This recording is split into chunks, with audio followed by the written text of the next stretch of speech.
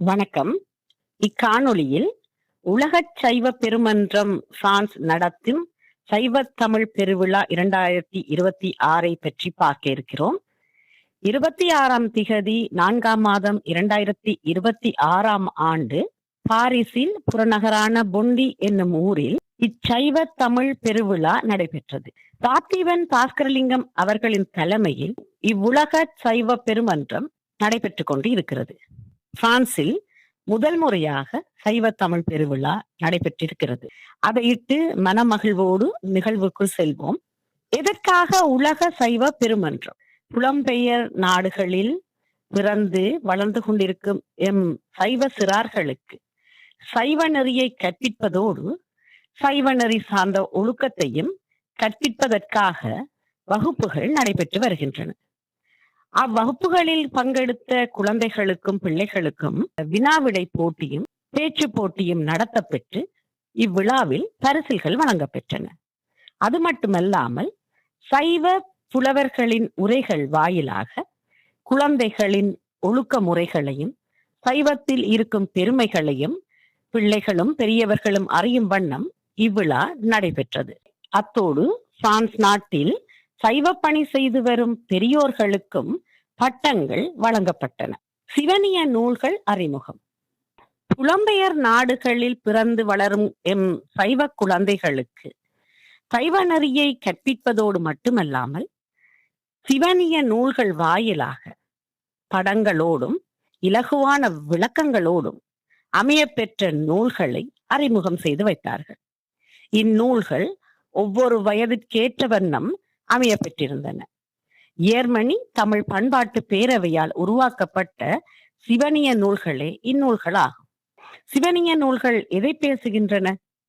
சிவனியத்தையும் சைவ சமயத்தின் பெருமையையும் சைவ சமய நாயன்மார்களின் பெருமைகளையும் பெரியவர்களுக்கும் சிறியவர்களுக்கும் அறிய தருகிறது. அத்தோடு சைவ சமயத்தை எப்படி பின்பற்ற வேண்டும் என்பதை சிறுவயதில் இருந்தே சைவ சமயம் சார்ந்த பிள்ளைகள் தெரிந்து கொள்ளும் வண்ணம் அறியப்படுத்துகின்றது. இப்படியாக சிறப்பான வடிவமைப்போடு நடந்தேறிய இந்நிகழ்வில் சைவ சமயம் சார்ந்த நடனங்கள், பாடல்கள், தேவாரங்கள், பதிகங்கள் என்று மிக அழகாக சிறார்களும் பங்கெடுத்து தங்களுடைய கலைகளை நிகழ்த்தி மகிழ்வித்தார்கள். நாம் கண்டுகளித்த அக்காட்சிகளை எல்லாம் நீங்களும் கண்டுகளிக்க வேண்டாமா? வாருங்கள், நிகழ்வுக்குள் செல்லலாம். உலக சைவ பெருமன்றம் நடாத்துகின்ற சைவ பெருவிழாவிலே நாங்கள் இணைந்திருக்கின்றோம். முதலாவதாக நிகழ்வு சுடர் ஏற்றப்படும். வரவேற்பு சுடர் அதனை ஏற்றுவதற்காக திருமதி புவிச்சந்திரன் ஸ்ரீபிரியா தம்பதிகளினை அன்போடு வேண்டி நிற்கின்றோம். நிகழ்வு சுடரை ஏற்றி நிகழ்வினை ஆரம்பித்து வைக்குமாறு கேட்டுக்கொள்கின்றோம்.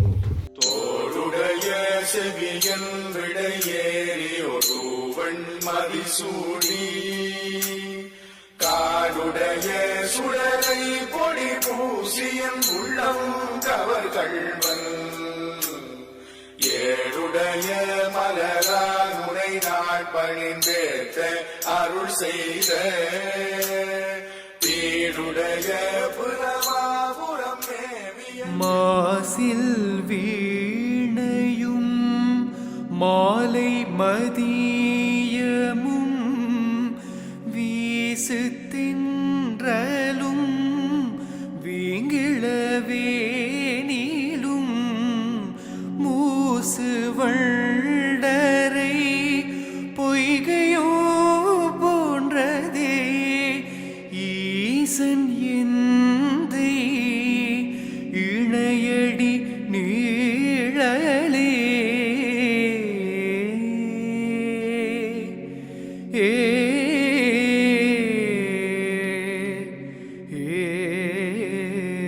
ஊனாய் உயிரானாய் உடலானாய் உலகானாய் ஊனாய் உயிரானாய் உடலானாய் உலகானாய் வானாய் நிலனானாய் கடலானாய்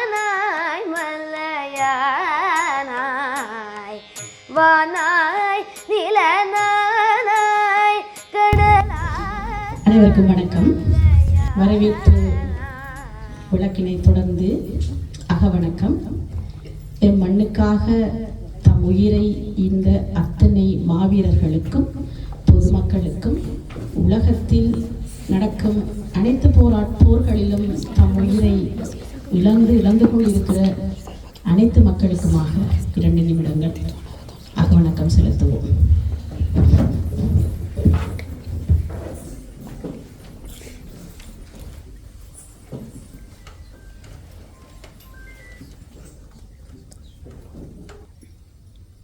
நிறைவு செய்வோம். ஒரு சிறு வேண்டுகோளோடு இந்நிகழ்வை தொடங்கலாம் என்று நினைக்கிறேன். எப்பொழுதும் என் மனதில் தோன்றும் ஒரு ஆதங்கம்தான், தயவு செய்து உங்கள் கை தொலைபேசியை உறங்க நிலையில் அல்லது அமைதி நிலையில் வைத்தால் எந்த நிகழ்வையும் அமைதியாகவும் மன மகிழ்வோடும் கேட்டு மகிழலாம். அவசரமான செய்திகளை வராத பட்சத்தில் முடிந்த அளவுக்கு உங்களுடைய கை தொலைபேசிகளை உறங்க நிலையில் வைப்பது நல்லம் என்று நினைக்கிறேன். அத்தோடு மேடையில் விளக்கேற்ற அழைக்கும் பொழுது உங்களுடைய பாதணிகளை கடற்றி விட்டு வந்தீர்கள் என்றால் சிறப்பாக இருக்கும். எங்களுடைய அடுத்த தலைமுறைக்கு நாங்கள் கொடுக்கும் ஒரு விளக்கம் தான் அது. நன்றி. தொடர்வது இறைவணக்கம். இறைவணக்கத்தோ தொடர்ந்து தேவாரம் ஓதப்படும். இறைவணக்கத்தை செய்பவர் திருவாளர் சைவ புலவர் சின்னத்தம்பி தங்கரத்ன ஐயா அவர்களும் திருவாட்டி கலாஸ்ரீ தங்கரத்ன ராஜா அவர்களுமாகத்தான் இறைவணக்கத்தை செய்வார்கள். திருவாளர் வினோஜன் அவர்களும் சேர்ந்து செய்யலாம் உதவுவதற்கு. அத்தோடு தேவாரம் ஓதுவதற்கு செல்வி பிரத்யங்கிரா. அனைவரும் எழுந்து நில்லுங்கள். எல்லோருக்கும் வணக்கம். நாங்கள் எங்களுடைய இதன்படி நிலம், நீர், தீ, காற்று, ஆகாயம், இந்த தான் நமக்கு எங்களுடைய உடம்பு எல்லா உயிரினத்துக்கும் அந்த இது முக்கியமானது. அந்த இதன்படி நிலத்துக்கு நாங்கள் மனம் நிலத்திலிருந்து வரபடியால் அதுக்கு நாங்கள் தசாங்கம் சொல்லி காட்டுறது. அடுத்தது நிலம், நீர். நீர் எங்களுக்கு அமுதாக எங்களுக்கு சாப்பாடு அமுதாவது எங்களுக்கு இலவாக்கி தருகிறது. நீர் என்று நிலம், நீர், காற்று. காற்றுக்கு நம்ம கற்பூரம் காட்டுறது. காற்று நிலம், நீர், தீ. அடுத்தது தீ. காற்று தீ விளக்கு உங்களுக்கு தெரியும். அடுத்தது கற்பூரம். வென்றது ஆகாயத்துக்கு பூ காட்டுறது. இதுதான் எல்லா இடம் கோயில் எல்லா இடம் செய்கிறது. இதுதான் இந்த இதில் கட்டாயம் இந்த இல்லாமல் செய்கிறேன். இறைவன் எல்லா இடம் இருக்கின்றான். ஆனபடியால் இந்த பஞ்சபூதங்கள் மூலமாக தான் அங்கே எல்லாரும் இது ஆரண்டா என்ன உயிர் உள்ளதென்றால் உயிர் இல்லாத இல்லாததான். ஆனபடியாக அந்த தான் காட்டி இறைவனை வழிபடுகிறோம். ஓகே. தொடர்ந்து தேவாரம் பாட செல்வி. தோடுடைய செவியன் விடையறியோ தூவன் மதிசூடி. தோடுடைய செவியன் விடையறியோ தூவன் மதிசூடி. காடுடைய சுடலை பொடி பூசியன். காடுடைய சுடலை பொடி பூசியன் உள்ளம் கவர் கல்வன். ஏடுடைய மலரான் முனை நாட்பணிந்தேத்த அருள் செய்த. ஏடுடைய மலரான் முனை நாட்பணிந்தேத்த அருள் செய்த. பீடுடைய பிரமாபுரமவிய. பீடுடைய பிரமாபுரமவிய பெம்மானிவன் அன்றே.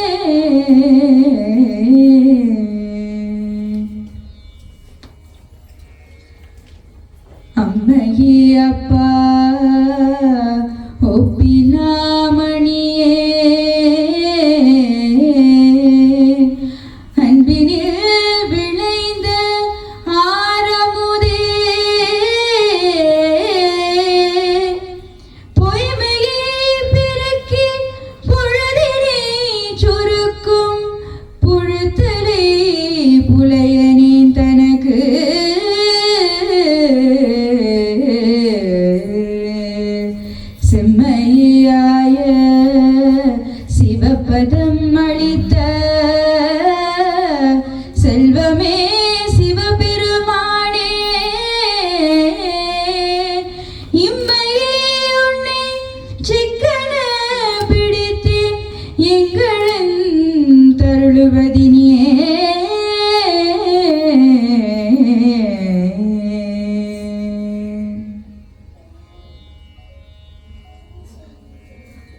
ஒளிவளர் விளக்கே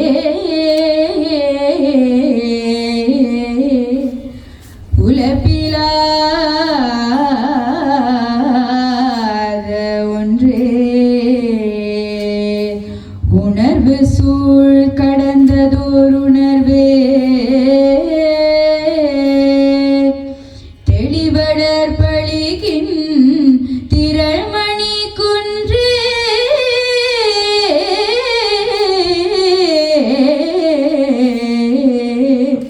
சித்தத்துள் தித்திக்கும் தேனே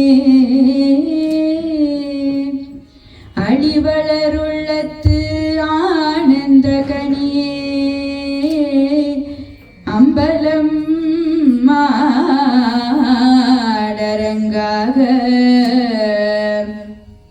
வெளிவள தெய்வ கூத்த கந்தாய் தொண்டனே விளம்புமா விளம்பே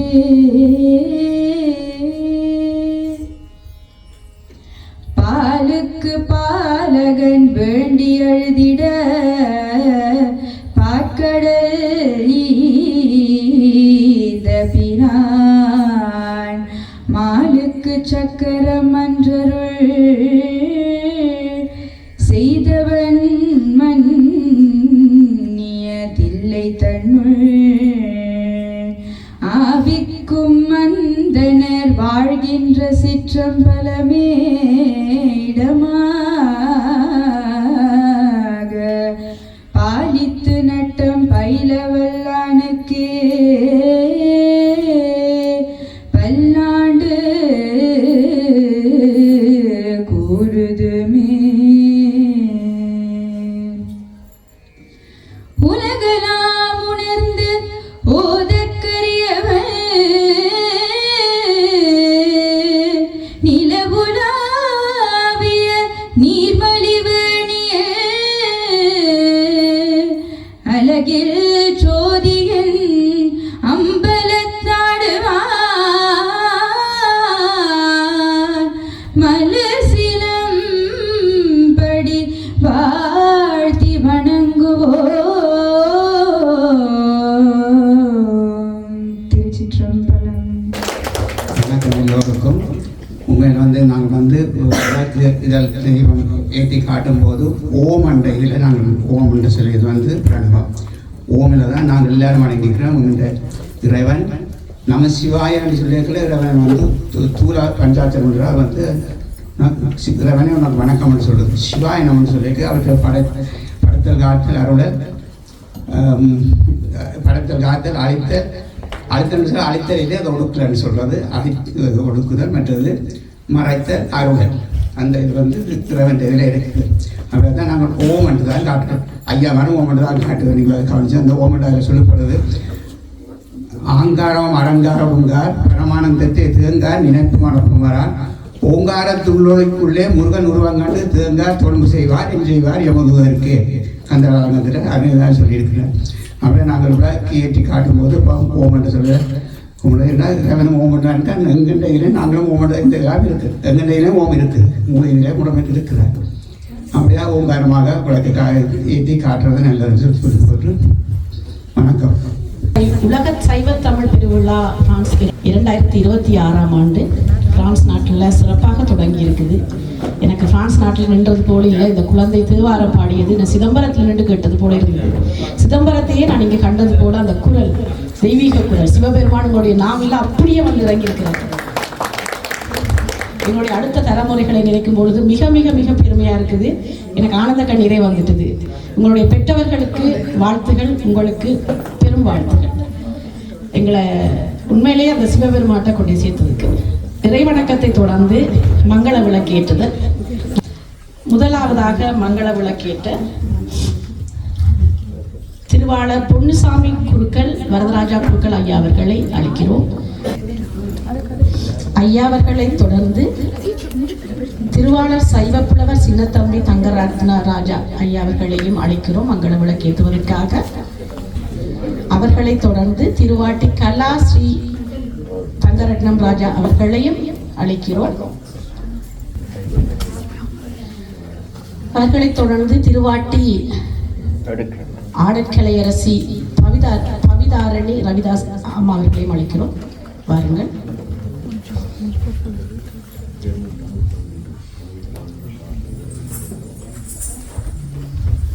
அவர்களைத் தொடர்ந்து ஓல்னே சூபுவா நிர்வாகி திருவாட்டி பிரகாசினி மரியாம் பிள்ளை அவர்களையும் அழைக்கிறோம்.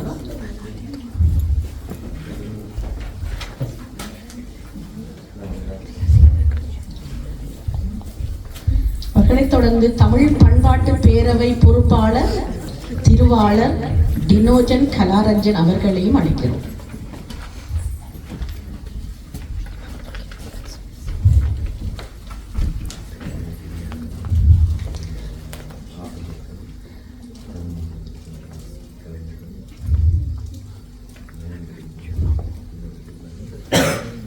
தொடர்ந்து சைவ தமிழ் பெருமன்ற உறுப்பினர் திருவாளர் திருக்குமாரன் அவர்களையும் அழைக்கிறோம்.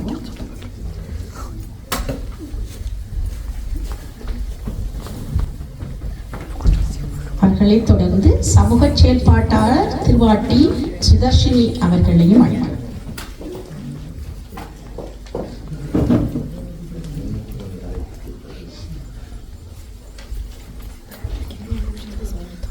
தொடர்ந்து சைவ சமய பெரியார் திருவாளர் வீரசுப்பிரமணியம் ஐயா அவர்களையும் அன்புடன் அழைக்கிறோம்.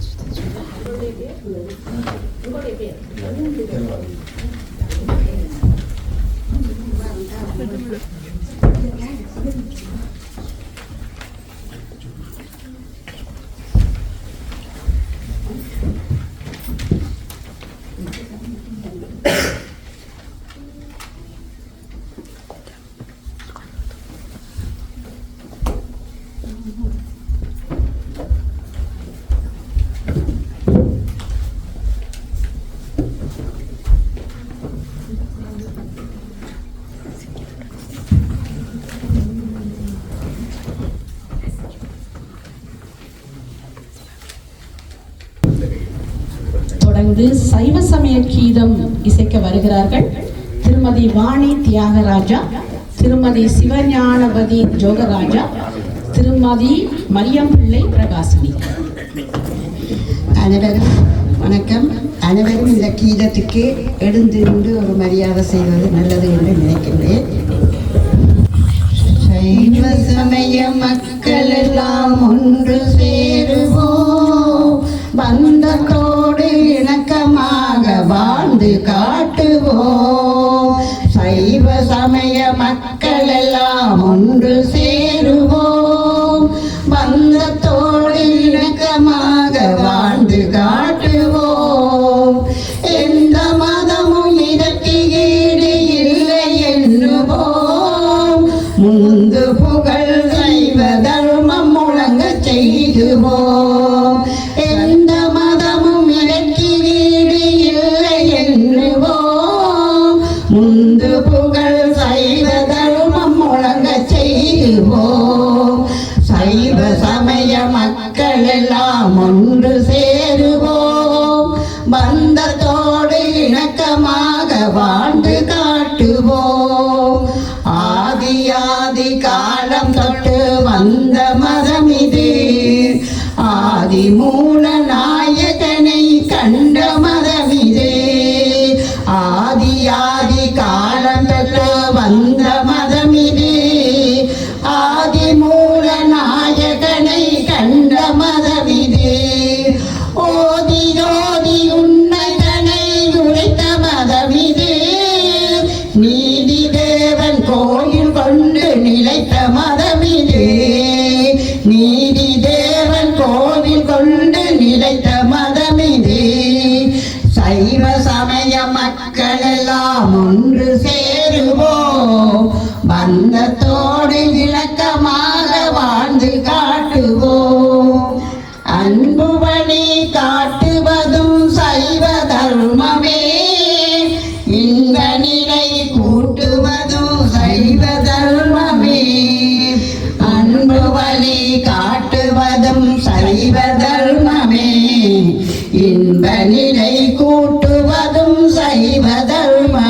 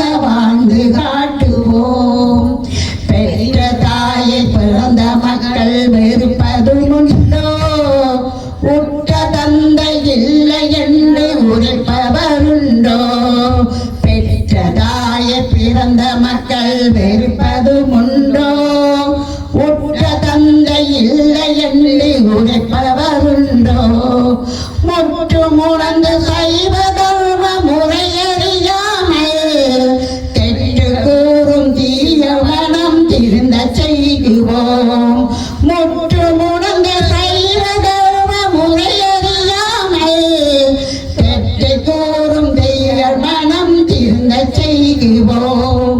சைவ சமய மக்கள் எல்லாம் ஒன்று சேருவோம். பந்தத்தோடு இணக்கமாக வாழ்ந்து காட்டுவோம். உனது நாடு உனது வேதம் உரிமைக்காகவா, தனது மானம் தனது மனம் தர்மம் காக்கவா. உனது நாடு உனது மதம் உரிமைக்காகவா, தனது மானம் தனது மதம் தர்மம் காக்கவா. இனிய பூமி எங்கள் பூமி என்று சொல்லவா, இனிய மதம் சைவ மதம் என்று புகழவா. இனிய பூமி எங்கள் பூமி என்று சொல்லவா, புனித மதம் சைவ மதம் என்று புகழவா. சைவ சமய மக்கள் எல்லாம் ஒன்று சேருவோம். பந்தத்தோடு இணக்கமாக வாழ்ந்து காட்டுவோம். எந்த மதமும் எனக்கு ஈடு இல்லை என்னவோம். முந்து புகழ் சைவ தர்மம் முழங்க செய்குவோம். முந்து புகழ் சைவ தர்மம் முழங்க செய்குவோம். வணக்கம். நன்றி. அருமையான ஒரு சைவ சமய கீதம் படித்தீர்கள். அவர்கள் கூறியது போலவே சைவர்கள் எல்லோரும் ஒன்றிணைந்து அன்போடும் ஒற்றுமையோடும் வாழ எல்லாம் வல்ல இறைவனை வேண்டிக் கொண்டு காதுக்கு செவிக்கு இன்பம் கொடுத்தாய்த்து என் கண்களுக்கு விருந்தளிக்க புஷ்பாஞ்சலி நடனம் வழங்க வருகிறார்கள். மொண்டி தமிழ்ச்சோலை மாணவிகள் ஆண்டனிதாஸ் காவியா, ஆண்டனிதாஸ் கவினயா, பிரணீத் அஸ்மிகா, பிரணீத் அக்ஷனா.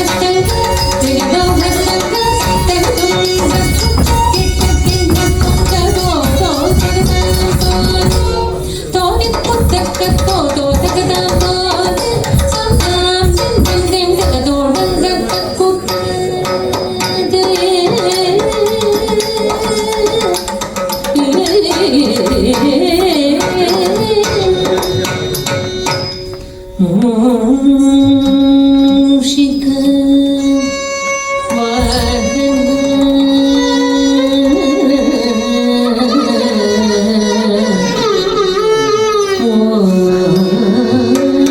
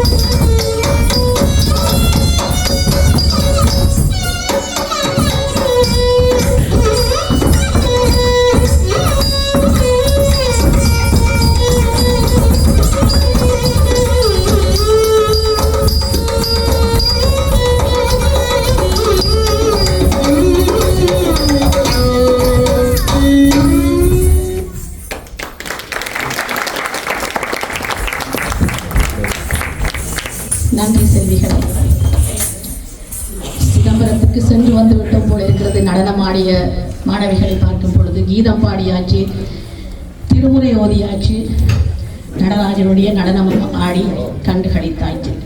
இனி உங்கள் அனைவரையும் வரவேற்க வேண்டாமா? அருமையான ஒரு அழகான வரவேற்புரையை நடத்தவிருக்கிறார் உலக செய்த பெருமன்றம் உபதலைவர் பிரான்ஸ் திருவாளர் அகிலன் ரத்னம் அவர்களை மேடைக்கு அழைக்கிறோம். வாருங்கள். வணக்கம் அனைவருக்கும். இன்றைக்கு எங்களுடைய சைவ சமயத்தை வளர்ப்பதற்காக முதல் முறையாக இந்த பிரான்ஸ் நாட்டிலே இவ்வளவு பேர் ஒன்றிணைந்திருக்கிறோம் என்பது எங்களுக்கு மிக்க மகிழ்ச்சியாக இருக்கிறது. இது ஒரு முதல் ஆரம்பம். இது தொடர்ந்து வளர்ந்து வரும் என்ற நம்பிக்கையோடு இன்றைக்கு என்னுடைய இந்த வரவேற்புரையிலே உங்களுக்கு சில முக்கியமான தகவல்களை இந்த இடத்திலே தர வேண்டும் என்றால், நாங்கள் எல்லோருமே இங்கே பிரான்ஸில் நீண்ட காலமாக வாழ்ந்து கொண்டிருக்கிறோம். எங்களுடைய மண்ணை விட்டு இங்கே வந்து நீண்ட காலமாகிவிட்டது. எங்களுடைய குழந்தைகள் இங்கே பிறந்து இங்கே வளர்ந்து இங்கே படித்து இங்கே வேலை செய்கிற நிலையில் நாங்கள் இருக்கிறோம். அதிர்ஷ்டவசமாக நாங்கள் எங்களுடைய மண்ணிலே சைவத்தை 3ஆம் வகுப்பிலிருந்து கற்றிருக்கிறோம். ஆனால் துரதிருஷ்டவசமாக இங்கே பிறந்த எங்களுடைய பிள்ளைகளுக்கு சைவம் என்பது கற்பிக்கப்படுவதில்லை. ஆக மிஞ்சி போனால் இந்த ஆலயங்களிலே சென்று வழிபாடு செய்வதை மட்டுமே நாங்கள் எங்களுடைய பிள்ளைகளுக்கு காட்டி கொடுத்திருக்கிறோமே தவிர, சைவ சமயத்தினுடைய உண்மையான அர்த்தம், கருத்துக்கள், வழிபாட்டு முறைகள், சைவ நெறி என்ன என்பதை நாங்கள் எங்களுடைய குழந்தைகளுக்கு கற்றுக் கொடுக்கவில்லை. அந்த முயற்சியினுடைய முதல் ஆரம்பமாக நாங்கள் இன்றைக்கு இந்த விழாவை எடுத்திருக்கிறோம். இதன் மூலம் நாங்கள் நிறைய குழந்தைகளை சைவ குழந்தைகளாக உருவாக்குவதற்கான ஒரு திட்டத்தில் இருக்கிறோம். அதுக்கு உங்களுடைய ஒத்துழைப்பு எங்களுக்கு இருக்கிறது. எங்களுக்கு மிக்க மகிழ்ச்சியாக இருக்கிறது. இந்த சைவ சமயத்தை நாங்கள் ஏன் எங்களுடைய பிள்ளைகளுக்கு கற்றுக் கொடுக்க வேண்டும், என்னத்துக்காக இந்த சைவ சமயத்தை நாங்கள் கற்றுக் கொடுக்க வேண்டும் என்ற ஒரு கேள்வி இருக்கிறது. இந்த பிரான்ஸ் நாட்டில் வாழுகிறோம். இங்கே இந்த நாட்டிலே எங்களுக்கு எதுக்கு சைவ சமயம் என்ற ஒரு கேள்வி இருக்கிறது. அதுக்கு என்ன பதில் என்றால், இந்த சைவ சமயத்தை படித்து விட்டால் இங்கே ஏதாவது வேலை தேடலாமா, அல்லது பணம் சம்பாதிக்கலாமா, அல்லது இதனால் ஏதாவது பிரயோசனம் இருக்கா என்று எங்களோட பிள்ளைகளே கேட்பார்கள். நாங்கள் கேட்க தேவையில்லை, எங்களோட பிள்ளைகளே கேட்பார்கள், இதை படித்து என்ன பிரயோசனம். ஆனால் இதில் உண்மையான நிலை என்னவென்றால், நாங்கள் சைவ சமயத்தை கற்று அந்த நெறியை பின்பற்றி வாழ்வோமாக இருந்தால் எங்களுக்கு நினைக்கிறதும் கிடைக்கும், நினைக்காததும் கிடைக்கும். அதுதான் உண்மை. நாங்கள் நினைப்பதும் கிடைக்கும், நினைக்காததும் கிடைக்கும். எங்களுடைய இயல்பு, மனிதர்களுடைய இயல்பு ஏதாவது பயன் கருதாமல் நாங்கள் எதுவும் செய்ய மாட்டோம். அது மனிதர்களுடைய இயல்பு. எல்லா மனிதர்களும், தமிழர்கள் இல்லை, எல்லா உலகத்திலுடைய எல்லா மனிதர்களும் பயன் கருதாமல் எதுவும் செய்ய மாட்டார்கள். ஆகவே சைவ சமயத்தை கற்பதனாலும் அந்த நெறியில் நிற்பதனாலும் எங்களுக்கு ஏதோ ஒரு பயன் இருந்தால் மட்டும்தான் நாங்கள் அதை பின்பற்றுவோம். என்ன பயன் என்றால், நாங்கள் இந்த உலகத்தில் வாழ்வதற்கான அனைத்து வளங்களும், அதாவது பணம், பொருள், செல்வம், கல்வி, பதவி, என்னென்ன செல்வங்கள் எல்லாம் இந்த பூமியில வாழ்வதற்கு எங்களுக்கு அவசியமோ அது எல்லாம் இந்த சமயத்தை பின்பற்றி இறை வழிபாடு செய்வதன் மூலம் எங்களுக்கு நிச்சயமாக கிடைக்கும். அதில் எந்த சந்தேகமும் இல்லை. அது மட்டுமல்ல, அடுத்த பிறப்பில் இல்லாட்டிக்கு இந்த மறுமையில், அதாவது இந்த பிறப்புக்கு அங்கால என்ன மாதிரி எங்களுடைய நிலை இருக்க போகிறதோ அதுக்குரிய புண்ணியமும் இந்த இறை வழிபாட்டின் மூலமாகவும் சைவ நெறியில் நிற்பதன் மூலமாகவும் எங்களுக்கு கிடைக்கும். இதில் எந்த சந்தேகமும் இல்லை. இது நான் சொல்லவில்லை. எங்களுடைய திருஞான சம்பந்தருடைய பாடல் தேவாரத்திலே அவர் ஒரு வரி சொல்லுகிறார். நிறைய எல்லா தேவாரங்களிலும் இதைத்தான் சொல்லுகிறது. நீங்கள் சிவபெருமானை வழிபட்டு சைவ நெறியில் நின்றீர்களானால் உங்களுக்கு எல்லா விதமான நன்மைகளும் வரும் என்பது எல்லா தேவாரங்களிலும் பாடப்பட்டிருக்கிறது. உங்களுக்கு உதாரணத்துக்கு நான் சொல்லுகிறேன். இந்த காதலாகி கசிந்து கண்ணீர் மல்லிகை என்று வருகின்ற அந்த தொடங்குகின்ற அந்த தேவாரத்திலேயே கடைசியில ஒரு வரி இருக்கிறது. செல்வமும் நல்குமால் நந்திநாமன் நமச்சிவாயவே. அதாவது சிந்தும் வல்வினை செல்வமும் நல்குமால் நந்திநாமம் நமச்சிவாயவே. சிந்தும் வல்வினை என்றால் நாங்கள் எங்களுடைய பிறப்பிலே இந்த பிறவியிலே அனுபவிக்கின்ற துன்பங்கள் எல்லாம் தானாக நீங்கி போகும், நீங்கும். அது மட்டுமில்லை, செல்வமும் நல்கும், செல்வமும் பெறுக என்று திருஞான சம்பந்தமூர்த்தினார் தேவாரத்தில் பாடியிருக்கிறார். ஆகவே இதைத்தான் எல்லா தேவாரங்களிலும் இருக்கிறது. உதாரணத்துக்கு நான் சொன்னேன். அதை விட திருவள்ளுவர், எங்களுடைய திருவள்ளுவர் சொல்லியிருக்கிறார், எங்களுடைய கவலைகளை போக்க வேண்டுமா இருந்தால், நாங்கள் வாழ்க்கையில் கவலைகள் இருக்கும், எல்லாருக்கும் கவலைகள் உண்டு. இந்த கவலைகளை போக்க வேண்டுமாக இருந்தால் சிவபெருமான வழிபாடு செய்ய வேண்டும் என்று சொல்லியிருக்கிறார். எப்படி சொல்லியிருக்கிறார் என்றால், தனக்கு உமை இல்லாதான் தாழ் சேர்ந்தோர்கல்லால் மனக்கவலை மாற்றல் அரிது என்ற ஒரு திருக்குறள். தனக்கு உமை இல்லாதான் தாழ் சேர்ந்தோர்கல்லால் மனக்கவலை மாற்றல் அரிது. தனக்கு உமை இல்லாதான் என்றால் சிவபெருமான், அவர் ஒருவர் தான் தனக்கு உமை இல்லாதவர். தனக்கு உமை இல்லாதவர் என்றால் சிவபெருமான். அவருடைய தாள்களை சேர்ந்தவர்களுக்கு, அவருடைய பாதங்களை அடிபணிந்து வழங்குகிறவர்களுக்கு மனக்கவலை இருக்காது, மனக்கவலை போய்விடும். அதை மாறி சொல்லுகிறார். இறைவனை வழிபடாதவர்களுக்கு மனக்கவலை போகாது என்று சொல்லுகிறார். அப்ப நிச்சயமாக எங்களால் எங்களுடைய மனக்கவலையை போக்கிக் கொள்ள முடியாது. இறைவனை வழிபடுவதன் மூலமாக மட்டும்தான் எங்களுடைய கவலைகளை போக்கிக் கொள்ள முடியும் என்று திருவள்ளுவர் சொல்லுகிறார். திருவள்ளுவர் ஒரு சைவ சித்தாந்தவாதி, ஒரு சைவ புலவர், சைவ நாயனர். திருவள்ளுவரை நாயனார் என்றுதான் சொல்வார்கள். ஆனால் இந்த திருவள்ளுவரை பொதுவான மனிதர், அவர்கள் பொதுவாக திருக்குறள் எழுதியிருக்கிறார் என்று சொல்லுபவர்கள் இருக்கிறார்கள். அதை பற்றி எங்களுக்கு எந்த ஆட்சேபனையும் இல்லை. உண்மையிலேயே திருவள்ளுவர் ஒரு சைவ சித்தாந்தவாதி. எங்களுக்கு வழிகாட்டுவதற்காக என்னுடைய 1330 திருக்குறளை பாடி வைத்திருக்கிறார். அவரை சைவ சித்தாந்தவாதி என்று சொல்லுபவர்கள் யார் என்றால், சைவத்தை தெரிந்தவர்களால் தான் அவரை சைவ சித்தாந்தவாதி, அவர் சைவர் என்று சொல்லுவார்கள். சைவம் தெரியாதவர்களால் அவரை உணர்ந்து கொள்ள, புரிந்து கொள்ள சரியாக முடியாது. ஆகவே அதை பற்றி எங்களுக்கு எந்த வருத்தமும் இல்லை. நாங்கள் சைவத்தை கற்றுக்கொண்டுள்ளோம், சைவ நெறியில் நிற்கிறோம். ஆகவே திருவள்ளுவர் எங்களுக்கு வழிகாட்டுகின்ற ஒரு சைவ சித்தாந்தவாதி என்பதுதான் உண்மையான விடயம்.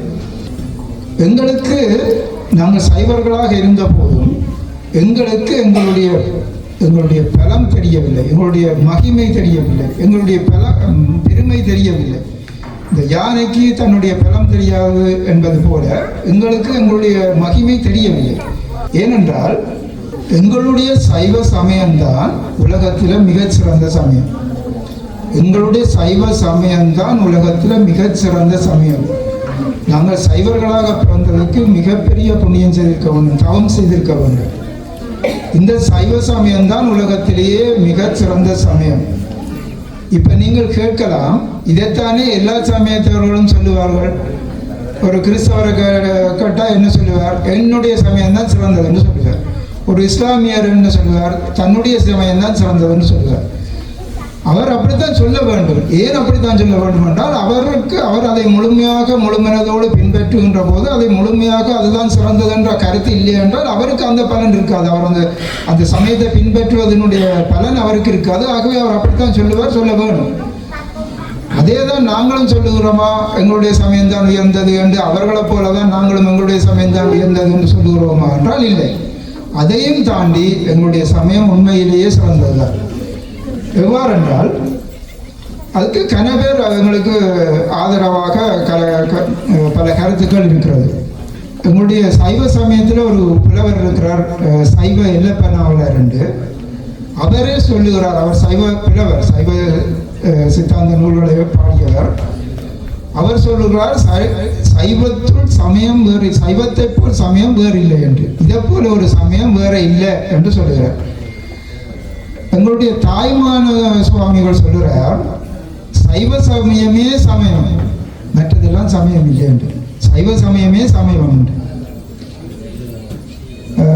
மாணிக்க வாசகர் சொல்றார், சமயவாதிகள் தத்தம் மதங்களே அமைவதாக அரற்றி மறைந்தனர் என்று. மற்ற சமயத்தவர்கள் எல்லாம் தங்களுடைய சமயத்திலே தான் எல்லாம் இருக்குது என்று அரற்றி மறைந்தனர், மற்ற எல்லாத்தையும் அலட்டி கொண்டிருக்கிறார்கள் என்று சொல்லி அவர்களை அவர் ஏற்புடையதெல்லாம் இல்லை என்று சொல்லுகிறார். இதில் ஏன் எங்களுடைய சமயத்தை சமயம் என்று சொல்கிறோம் என்றால், சமயம் என்பது வேறு, மதம் என்பது வேறு. இந்த வித்தியாசத்தை நாங்கள் தெரிந்து கொள்ளணும். சமயம் என்பது வேறு, மதம் என்பது வேறு.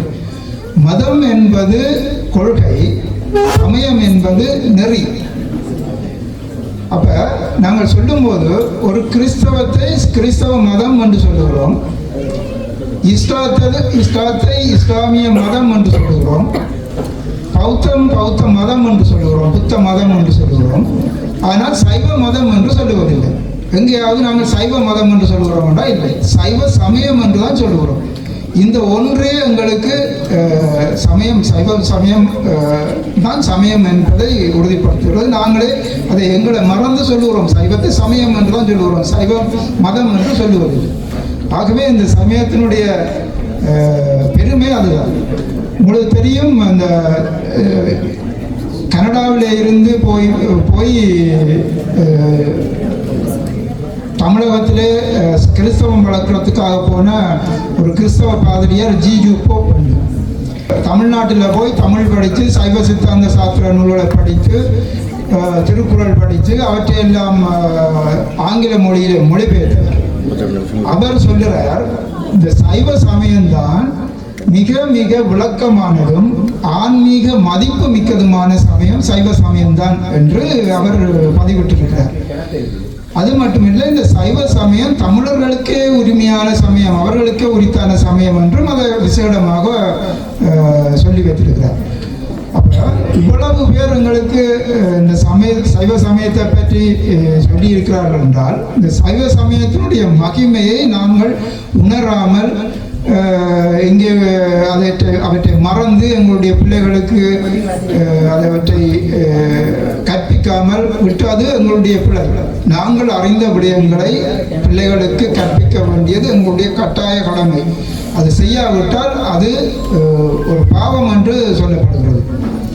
ஆகவே இன்றைக்கு நாங்கள் இந்த சைவ பெருவிழாவிலே கலந்து சிறப்பித்து இதை தொடர்ந்து இளம் பிள்ளைகளுக்கு இந்த சைவ சமயத்தை கொண்டு செல்ல வேண்டும் என்ற நோக்கில் நாங்கள் இணைந்திருக்கிறோம். இன்றைக்கு இந்த விழாவிலே நான் வரவேற்பு வார்த்தைகள் சொல்லியிருக்கிறேன். முதலில் எங்களுடைய குருமுதல்வர் வரதராஜ குருக்கள் அவர்களுக்கு, அவர் இந்த எங்களுடைய விழாவுக்கு வந்து விளக்கேற்றி எங்களை சிறப்பித்ததற்காக அவரை பிரிகரம் கூட்டி வருக வருக என்று வரவேற்கிறேன். அடுத்ததாக ஜெர்மனி சைவப்புலவர் தங்கரத்தினம் கலாசிரியர் அவர்களுக்கும் அவர்களை இங்கே வந்து சிறப்பித்ததற்காக அவரை வருக வருக என்று வரவேற்று கொண்டு, ஜெர்மனி தமிழ் பண்பாட்டு பொறுப்பாளர் டினோஜன் அவர்களையும் வரவேற்று, மற்றும் இங்கே வந்திருக்கின்ற சைவ பெரியோர்கள், ஆசிரியர்கள், மாணவர்கள், நலன் விரும்பிகள், சைவத்திலே பற்றிருக்கின்ற சிவன் அடியவர்கள், இவர்கள் எல்லோரையும் நாங்கள் இந்த மன்றத்தின் சார்பில் உங்கள் அனைவரையும் நாங்கள் இருகரம் கொண்டு வரவேற்கிறோம். நீங்கள் இது எங்களுடைய ஆரம்பம், இது தொடர வேண்டும், எங்களுக்கு சமயம் வளர்க்க வேண்டும் என்பதுதான் எங்களுடைய ஆர்வம். அதுக்கு உங்களுடைய ஒத்துழைப்பை வேண்டி நான் என்னுடைய இந்த உரையை இந்த அளவில் நிறைவு செய்கிறேன். நன்றி.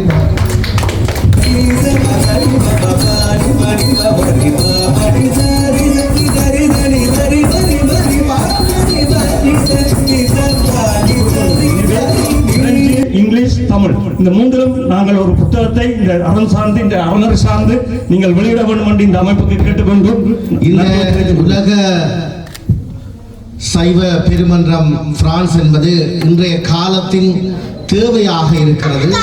ஏனென்று சொன்னால்